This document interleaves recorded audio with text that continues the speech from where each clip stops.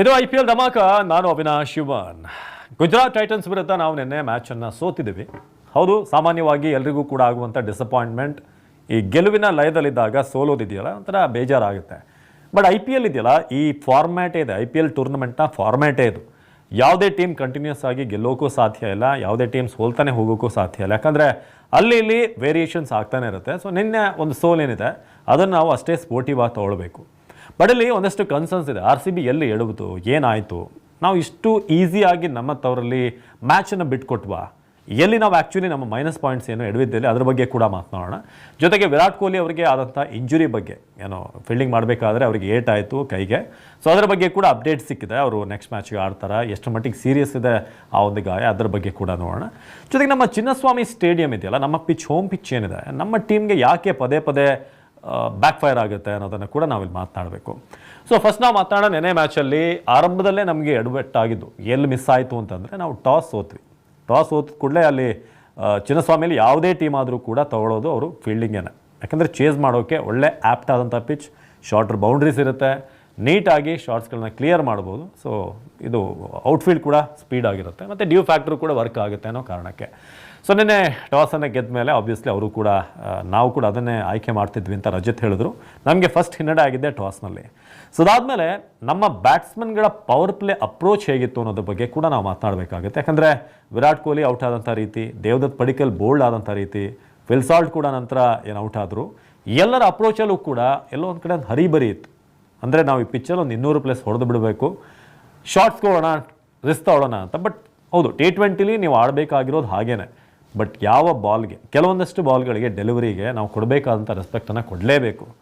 ಮೊಹಮ್ಮದ್ ಸಿರಾಜ್ ನಮ್ಮ ಟೀಮ್ನಲ್ಲಿದ್ದಂಥವ್ರು ನಿನ್ನೆ ನಮಗೆ ಎಷ್ಟು ಮಟ್ಟಿಗೆ ಒಂದು ಟೆನ್ಷನ್ ತಂದಿಟ್ರು ಅಂತಂದರೆ, ಎಲ್ಲೊಂದು ಕಡೆ ಸಿರಾಜ್ ಅವರು RCB ಮ್ಯಾನೇಜ್ಮೆಂಟ್ಗೆ ತೋರಿಸ್ಕೊಟ್ಟಾಗಿತ್ತು, ನೀವು ನನ್ನನ್ನು ಕೈ ಬಿಟ್ರಿ, ಟೀಮ್ನಿಂದ ಬಿಟ್ಬಿಟ್ರಿ, ಆಪ್ಷನಲ್ಲಿ ರಿಟೆನ್ಷನ್ ಮಾಡ್ಕೊಳ್ಳಿಲ್ಲ ಆಪ್ಷನ್ಗೂ ಮುಂಚೆ, ಆದರೆ ನನ್ನ ಕೆಪಾಸಿಟಿ ಇದು ಅಂತ. ಎಷ್ಟು ಮಟ್ಟಿಗೆ ಅಂತಂದರೆ RCBಲಿ ಇರುವ ಸಂದರ್ಭದಲ್ಲೂ ಕೂಡ ಅಷ್ಟು ಫೈರ್ ಕಾಣಿಸಿರಲಿಲ್ಲ ಸಿರಾಜಿಂದ. ಅದು ನೆನ್ನೆ ಮ್ಯಾಚಲ್ಲಿ ಕಾಣಿಸ್ತು. ಇನ್ನು ಪ್ರಸಿದ್ಧ ಕೃಷ್ಣ, ನಮ್ಮದೇ ನೆಲದ ಹುಡುಗ ಪ್ರಸಿದ್ಧ ಕೃಷ್ಣ ಅದ್ಭುತವಾಗಿ ಆಡಿದ್ರು. ಸ್ಟಾರ್ಟಿಂಗಲ್ಲೇ ನಮಗೊಂದು ಗೆಸ್ ಇತ್ತು, ಇಬ್ಬರ ಕಾಂಬಿನೇಷನ್ ಭಾಳ ಡೆಡ್ಲಿಯಾಗಿ ವರ್ಕ್ ಆಗುತ್ತೆ ಅಂತ. ನೋಡಿ ಎಷ್ಟು ಮಟ್ಟಿಗೆ ಅಂತಂದರೆ, ನೆನ್ನೆ ರಶೀದ್ ಖಾನ್ ಅವರ ಬೌಲಿಂಗೇ ನಡೀಲಿಲ್ಲ. ಅವರಿಗೆ ಲಿಯಾಮ್ ಲಿವಿಂಗ್ಸ್ಟೋನ್ ಹಿಗ್ಗಾಮುಗ್ಗ ಬಾರಿಸಿದ್ರು. ಆದರೆ ಇಬ್ಬರು ಸಕ್ಕದಾಗಿ ಬೌಲಿಂಗ್ ಮಾಡಿದ್ರು. ಜೊತೆಗೆ ಸೆಂಟ್ರಲ್ಲಿ ಎಲ್ಲೋ ಒಂದು ಕಡೆ ನಮ್ಮ ಬ್ಯಾಟ್ಸ್ಮನ್ಗಳು ಸ್ವಲ್ಪ ಹೆಚ್ಚೇ ಟೈಮ್ ತೊಗೊಂಡ್ರು ಅಂತ ಅನ್ನಿಸ್ತು. ಅಂದರೆ ಕಡಿಮೆ ಬಾಲ್ಗೆ ಸ್ಟ್ರೈಕ್ ರೇಟ್ ಏನು ಬೇಕಾಗಿತ್ತು ಅದು ಕಂಡು ಬರಲಿಲ್ಲ. ಇನ್ನು ಹೇಸಲ್ವುಡ್ ಭುವನೇಶ್ವರ್ಗೆ ಹೆಲ್ಪ್ ಆಗಲಿ ಅಂತ ಪಿಚ್ಚನ್ನು ರೆಡಿ ಮಾಡಿದ್ದಂಥ ಪಿಚ್ನಲ್ಲಿ ಅದರ ಅಡ್ವಾಂಟೇಜನ್ನು ಮೊಹಮ್ಮದ್ ಸಿರಾಜ್, ಪ್ರಸಿದ್ಧ ಕೃಷ್ಣ ಇವರು ತಗೊಂಡ್ರು ಅಂತ ನಿನ್ನೆ ಮ್ಯಾಚನ್ನು ನೋಡಿದಾಗ ನಮ್ಗನ್ಸಿದ್ದು. ಸೊ ಅದಾದಮೇಲೆ ನಮ್ಮ ಬ್ಯಾಟಿಂಗ್ ಒಂದು ಹಂತಕ್ಕೆ ಬಂತು. ಎಂಡಲ್ಲಿ ಟಿಮ್ ಡೇವಿಡ್ ಒಳ್ಳೆ ಸ್ಕೋರ್ ಬರೋದಕ್ಕೆ ಕಾರಣ ಟಿಮ್ ಡೇವಿಡ್.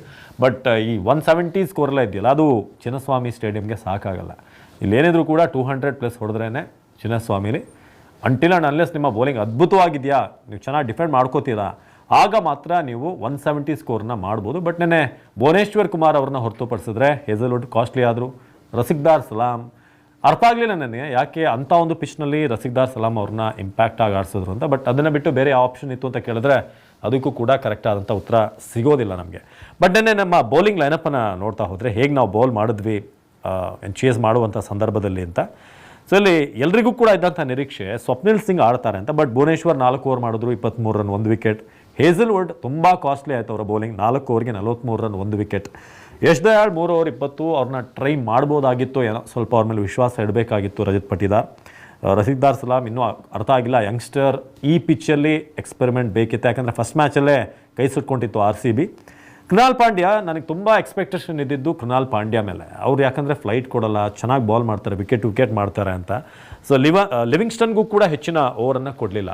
ಸೊ ಇದು 1 ಓವರ್ಗೆ 12 ರನ್ ಕಾಸ್ಟ್ಲಿ ಅನ್ನಿಸ್ತು. ಮೇ ಬಿ ಆ ಕಾರಣಕ್ಕೆ ಅವರಿಗೆ ಬೌಲಿಂಗನ್ನು ಕೊಡಲಿಲ್ಲ ಅಂತ. ಸೊ ಅದಾದಮೇಲೆ ನಮ್ಮ ಬೌಲಿಂಗ್ ಕಾಂಬಿನೇಷನ್ ಸ್ವಪ್ನಿಲ್ ಅವ್ರನ್ನ ಯಾವತ್ತು ಒಳಗೆ ತರ್ತಾರೆ ಕಾದು ನೋಡಬೇಕು. ಯಾಕಂದರೆ ಅವರು ಟೀಮ್ಗೆ ಬೇಕಾಗ್ತಾರೆ. ಸೊ ಇದು ನಾವು ಮಾಡಿದಂಥ ಒಂದಷ್ಟು ಮಿಸ್. ನಮ್ಮ ಬ್ಯಾಟಿಂಗ್ ಅಪ್ರೋಚ್ ಚೆನ್ನಾಗಿರಲಿಲ್ಲ, ಬೌಲರ್ಗಳ ಆಯ್ಕೆ ಅಷ್ಟು ಸೂಕ್ತವಾಗಿರಲಿಲ್ಲ ನೆನ್ನೆ ಮ್ಯಾಚಲ್ಲಿ. ಬಟ್ ನಾನು ಸ್ಟಾರ್ಟಿಂಗಲ್ಲೇ ಹೇಳಿದ ಹಾಗೆ IPL ಟೂರ್ನಮೆಂಟ್ನ ಫಾರ್ಮ್ಯಾಟೇ ಹಾಗೆ. ನೀವು ಪ್ರತಿ ಮ್ಯಾಚಲ್ಲೂ ನಿಮ್ಮ ಕ್ಯಾಲ್ಕುಲೇಷನ್ ನಡೆಯಲ್ಲ. ಒಂದು ಮ್ಯಾಚಲ್ಲಿ ವರ್ಕೌಟ್ ಆಗುತ್ತೆ, ಇನ್ನೊಂದು ಮ್ಯಾಚಲ್ಲಿ ವರ್ಕೌಟ್ ಆಗಲ್ಲ. ಭಾಳ ಮುಖ್ಯವಾಗಿ ಚಿನ್ನಸ್ವಾಮಿ ನಮ್ಮ ಹೋಮ್ ಪಿಚ್ ಇದೆಯಲ್ಲ, WPLಲ್ಲಿ ಹೆಣ್ಮಕ್ಳು ಆಡಿದಾಗಲೂ ಕೂಡ ಅಲ್ಲಿವರೆಗೆ ನಾವು ಗೆಲ್ತಾ ಬಂದ್ವಿ. ಯಾವಾಗ 4 ಮ್ಯಾಚ್ ಬ್ಯಾಕ್ ಟು ಬ್ಯಾಕ್ ನಮ್ಮ ಹೋಮ್ ಪಿಚ್ಚಲ್ಲಿ ನಡೀತು, ಆಗ ನಾವು ಸೋಲೋಕ್ಕೆ ಶುರು ಮಾಡಿದ್ವಿ. ಟೂರ್ನಮೆಂಟ್ ಏನು ಆಲ್ಮೋಸ್ಟ್ ಪ್ಲೇ ಆಫಿಂದನೇ ಹೊರಬಿದ್ವಿ. ಸೊ ಹಾಗಾಗಿ ನಮ್ಮ ಚಿನ್ನಸ್ವಾಮಿ ಪಿಚ್ ನಮ್ಮ ಟೀಮ್ಗೆ ಫ್ಯಾನ್ಸ್ ಬರೋ ವಿಚಾರದಲ್ಲಿ ಪ್ಲಸ್ ಅದು, ಆದರೆ ಪಿಚ್ ಇರೋ ರೀತಿ ಇದೆಯಲ್ಲ ಅದು ಮೈನಸ್ಸು. ಸೊ ಇದು ನೆನ್ನೆ ಭಾಳ ಇಷ್ಟ ಆಗಿತ್ತು ಅಂತಂದರೆ ಫಿಲ್ ಸಾಲ್ಟ್ ಅವರ ಒಂದು 6, ಹಾಗೆ ಟಿಮ್ ಡೇವಿಡ್ ಅವರ ಒಂದು 6 ಎರಡೂ ಕೂಡ ಅದ್ಭುತವಾಗಿತ್ತು. ಔಟ್ ಆಫ್ ದ ಪಾರ್ಕ್ ಹೊಡೆದ್ರು ಇಬ್ಬರು ಕೂಡ. ಅದೇ ಮ್ಯಾಚ್ನ ಒಂದು ಬಿಗ್ ಪಾಸಿಟಿವ್ ಅಂತ ಹೇಳ್ಬೋದು. ಸೊ ನೆಕ್ಸ್ಟ್ ಈಗ ವಿರಾಟ್ ಕೊಹ್ಲಿ ಅವರ ಇಂಜುರಿ ಬಗ್ಗೆ ಆ್ಯಂಡಿ ಫ್ಲಾರ್ ಒಂದು ಈಗ ಸದ್ಯಕ್ಕೆ ಅಪ್ಡೇಟನ್ನು ಕೊಟ್ಟಿದ್ದಾರೆ. ಅವ್ರು ಹೇಳಿದಂಥ ಪ್ರಕಾರ ಅಂಥ ಮೇಜರ್ ಇಂಜುರಿ ಇಲ್ಲ, ವಿರಾಟ್ ಕೊಹ್ಲಿ ನೆಕ್ಸ್ಟ್ ಮ್ಯಾಚ್ ಆಡ್ತಿದ್ದಾರೆ ಅಂತ, ನಥಿಂಗ್ ಸೀರಿಯಸ್ ಅಂತ ಹೇಳೋ ಮೂಲಕ ಒಳ್ಳೆಯ ಸಮಾಧಾನ ಪಡುವಂಥ ಒಂದು ವಿಚಾರವನ್ನು ಕೊಟ್ಟಿದ್ದಾರೆ. ಸೊ ಈಗ 2 ಮ್ಯಾಚಲ್ಲಿ ನಾವು 3 ಮ್ಯಾಚಲ್ಲಿ 2 ಗೆದ್ದಿದ್ದೀವಿ, 1 ಸೋತಿದ್ದೀವಿ, ಟೇಬಲ್ನಲ್ಲಿ ಟಾಪಲ್ಲಿದ್ವಿ, ಈಗ 3ಕ್ಕೆ ಬಂದಿದ್ದೀವಿ. ನೋ ವರೀಸ್, ಒಂದೊಂದು ಮ್ಯಾಚ್ ಸೋಲ್ತಾ ಇರಬೇಕು. ಹೈವೇ ಅಂತಂದರೆ ಅಲ್ಲಲ್ಲಿ ಹಂಪ್ಸ್ ಎಲ್ಲ ಇರಬೇಕು, ಸೀದಾ ಹೋಗ್ತಾ ಇದ್ದರೆ ಆಕ್ಸಿಡೆಂಟ್ ಆಗಿಬಿಡುತ್ತೆ. ಸೊ ಹಾಗಾಗಿ ಒಂದು ಸೋಲು ನಮ್ಮನ್ನು ಇನ್ನಷ್ಟು ಆ್ಯಕ್ಟಿವ್ ಮಾಡುತ್ತೆ. ಎಲ್ಲೇ ತಪ್ಪು ಮಾಡ್ತಾ ಇದ್ದೀವಿ ಅದನ್ನು ಸರಿ ಮಾಡ್ಕೊಳ್ಳೋಕ್ಕೆ ಒಂದು ಒಳ್ಳೆಯ ಅವಕಾಶ. ಗುಜರಾತ್ ಮೇಲೆ ಸೋತಿದ್ದೀವಿ, ಬಟ್ ಮುಂದಿನ ಒಂದಷ್ಟು ಮ್ಯಾಚ್ಗಳು ಕೂಡ ಟಫ್ ಟೀಮ್ಗಳಿದೆ, ಅದರಲ್ಲಿ ನಾವು ಒಂದಷ್ಟು ಹೊಸ ಪ್ಲೇಯರ್ಗಳನ್ನು ತರೋದಕ್ಕೆ ಒಂದು ಅವಕಾಶ ಇದೆ. ಕಾದು ನೋಡೋಣ ಮುಂದಿನ ಮ್ಯಾಚ್ ಹೇಗೆ ನಡೆಯುತ್ತೆ ಹೇಗೆ ಅಂತ. ಅದರ ಬಗ್ಗೆ ಕೂಡ TV9ನಲ್ಲಿ ನಿಮಗೆ ಡಿಜಿಟಲ್ನಲ್ಲಿ ಅಪ್ಡೇಟ್ಸನ್ನು ಕೊಡ್ತೀವಿ.